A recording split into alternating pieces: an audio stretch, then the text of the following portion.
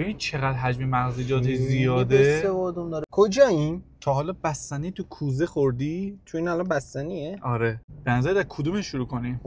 اون. شیرینی مورد علاقت چیه؟ ناپلون. الان بستنیشو زدم.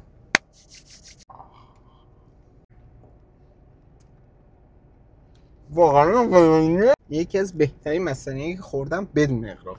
چند میدی از 10 من بهش؟ 10 از 10 میدم. این تو این بستنی‌ها اینجا این پیشنهاد ویژمونه، بستنی ناپلونی.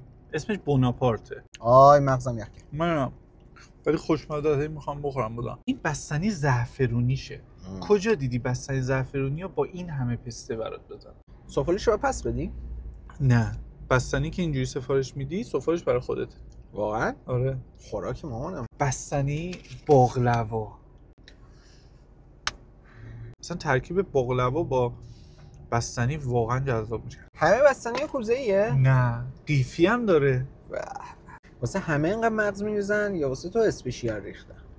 واسه همه همینقدر میذارن. تو بخوای باید بیشتر هم میذارن. نسبت به قیفیایی که تا حالا تو کرج خوردم این یه سر و گردن از همشون بالاتره. این انقدر آجیل داره که افرادی که میخوان بعد باشگاه مثلا یه چیتی کنن به نظرم خیلی آیتم جذابیه. ایتم بعدی دوست داری چی باشه؟ یه سوخاریمون نشه. سوخاری خوشمزه تو کرج کجا خوردیم به ما پیشنهاد بدین. بعد تو دایرکت به من میگن چرا چاق نمیشی. خب همه رو این میخوره.